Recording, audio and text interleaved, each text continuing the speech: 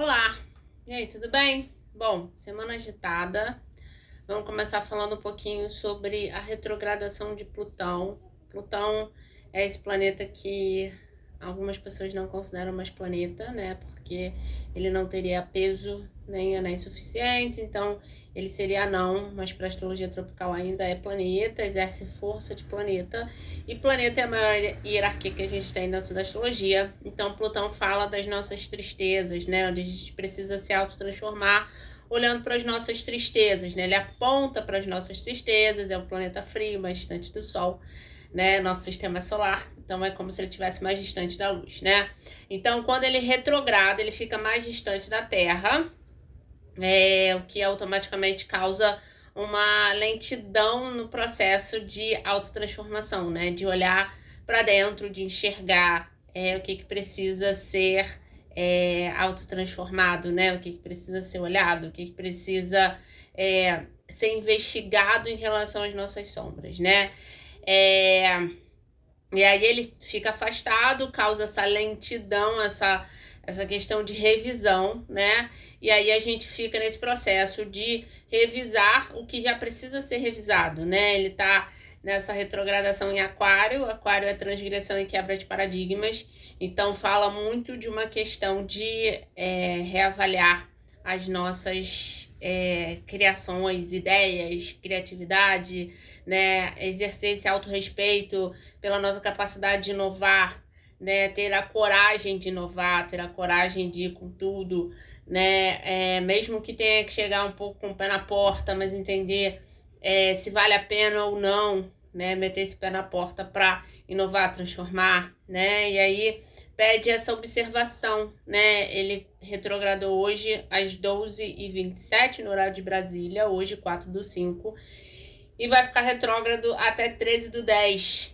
né? Até 13 de outubro. Então é um período que tende a ser um pouquinho mais difícil em relação a esse autoconhecimento, né? Plutão é o planeta que fala desse autoconhecimento, então essa questão de olhar, entender, né, as próprias sombras, isso tende a ficar um pouco mais lento, tende a se manifestar de uma forma mais complicada, né, mais engessada, né? A gente vai ter algumas ideias e vai fingir que não tá tendo, a gente vai ver algumas coisas que podem ser mais inovadoras e vai fingir que não tá vendo, né? E muitas crises existenciais, né? Do tipo, eu queria tanto inovar, transformar, fazer diferente, mas continuo vivendo o meu mundinho. Então, é muito uma energia plutoniana em Aquário, né?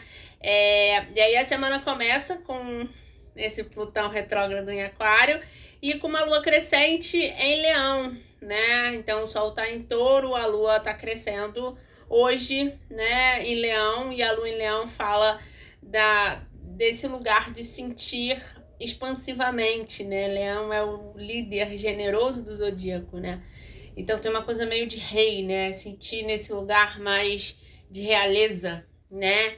E aí essa lua que cresce, ela se prepara para o auge dela, né? Então são sentimentos que expandem muito nesse sentido de colocá-los para fora, né? É como se o solo fosse realmente fértil e a gente estivesse plantando um monte de planta que a gente gosta, à torta e à direita, e só plantasse o que se gosta também, né? Não vou plantar qualquer coisa. O solo é meu e eu vou plantar o que eu quiser, né? Eu vou plantar tempero, eu vou plantar flores. Eu não vou sair plantando tudo porque quem tá cuidando do solo sou eu. É mais ou menos isso, né? E aí a gente tem o Sol em Touro, que fala dessa base sólida. Então tem uns momentos aí um pouco difíceis de lidar também, né? Que é tipo, Touro é essa estabilidade, é tipo, plante tudo para que você colha depois, né? Para que você colha tempero, para que você colha frutas, para que você colha frutos. E aí vem essa lua em Leão e fala: não, mano, eu vou plantar só o que eu quero, vou plantar só o que eu gosto. Eu não vou ficar plantando tudo porque é o meu coração, eu sou a rainha da parada toda aqui, né? Então é uma semana que começa com um pouco com essa pegada, né? De ter que lidar, né, equilibrar entre razão e emoção, essa expansão do sentir, né, coisas mais relacionadas a esse sentir vão pegar um pouco mais com a força do racionalizar, que, né, tende a colocar a gente tipo, cara, não precisa ser desse jeito, você pode sentir, Você pode ser intenso, você pode querer tudo ao mesmo tempo agora, mas pode racionalizar também, porque ninguém tem tudo, né? Então tem um pouquinho essa questão aí de ter que equilibrar as duas coisas. E vamos às previsões da semana, né, para todos os signos. Semana passada eu não consegui vir fazer previsões, mas estou aqui hoje para falar de todos os signos durante essa semana que começa hoje, dia 4/5, né?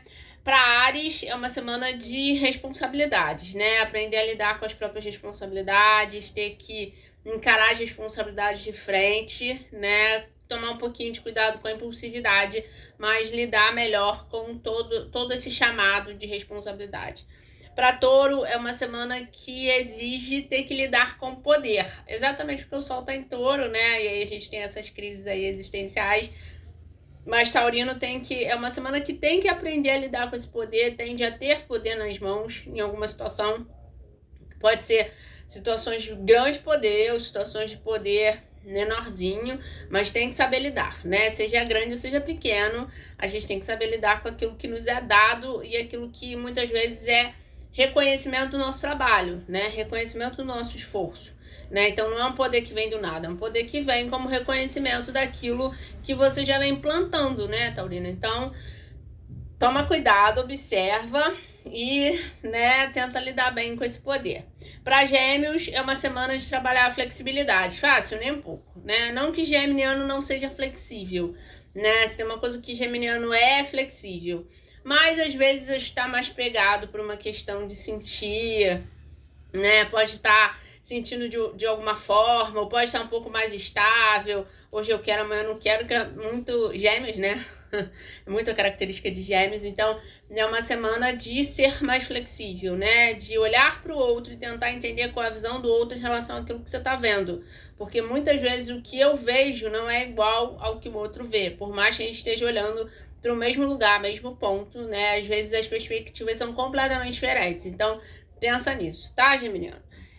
Para Câncer, é uma semana de explorar a sensualidade, uma semana de sedução, se tá envolvido aí com alguém, né? Envolvida, tá gostando, tá com contatinho, crush, enfim, investe, né? Uma semana de investir, né? Não só pela linha do sentir, né? Mas investir nessa questão mais de sensualidade. Tem um lado um pouco de pegação, mas é uma semana favorável para isso, tá?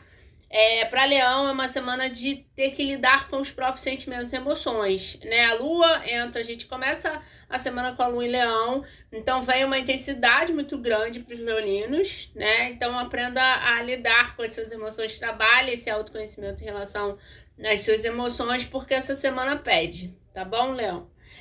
Para Virgem, é uma semana de exercer sabedoria, né? Volta a falar, cuidado com o excesso de controle, tá tudo bem, cuidar de todo mundo, mas não pode querer controlar a vida de todo mundo. Então, exerça a sabedoria, né? Tira a mão um pouquinho desse controle, desse freio e vai deixando a vida te levar de um jeito mais fluido, né? Porque às vezes a grande sabedoria tá exatamente nesse lugar, na vida que me leva de uma forma mais tranquila, mais fluida. Eu vou dançando com a vida, literalmente, virginiano.